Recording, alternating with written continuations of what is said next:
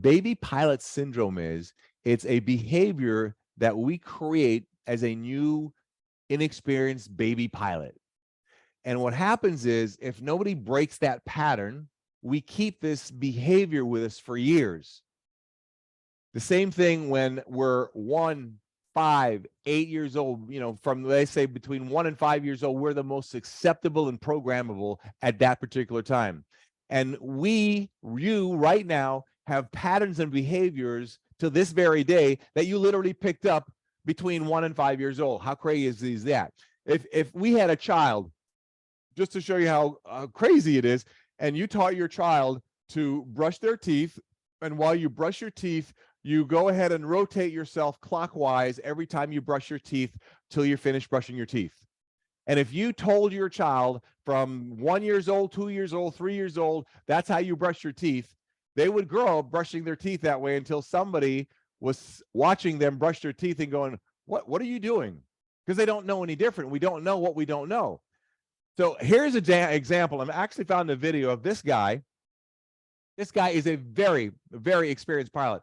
The aircraft he is in is well over $1 million aircraft.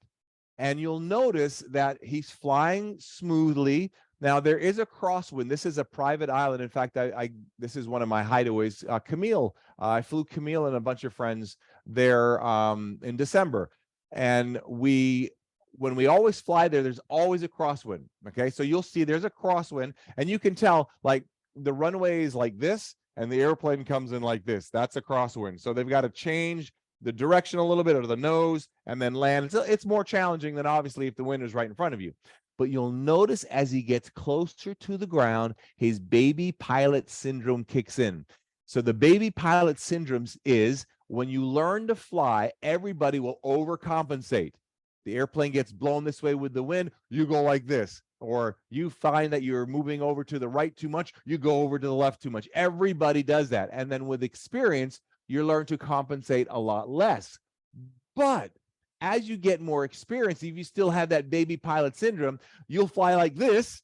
Nobody can feel it. I've seen airline pilots do this. You can't quite feel it. If it's a little bumpy in turbulence, you think a lot of it's the turbulence, but it's the pilot doing this. Now, he'll keep it within a group of parameters where it's not all over the place, but it does not need to be done. Watch this baby pilot syndrome. Very, very experienced pilot, and watch what he does, all right? Check this out. Crazy. And I'm not making fun of this guy. No judgment here. All right, here he goes. He's flying. Notice the left hand, right? He's got his hand on what we call the yoke, the steering wheel. He's moving it more than he needs to, but watch it. You're going to think the guy's on cocaine or drugs or something really crazy happened to him. Here he goes. Watch it now. As we get closer to the runway, there's the runway. Watch this now. He is like destroying the air. It's ridiculous. Look at that. That is absolutely not necessary. Look at that. It looks like the guy is in convulsions.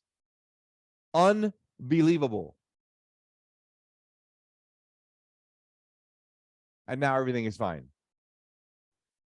This basically is a prime example of baby pilot syndrome. This is a prime example of somebody, all of us, we get programmed when we're younger, and we keep that programming with us for decades.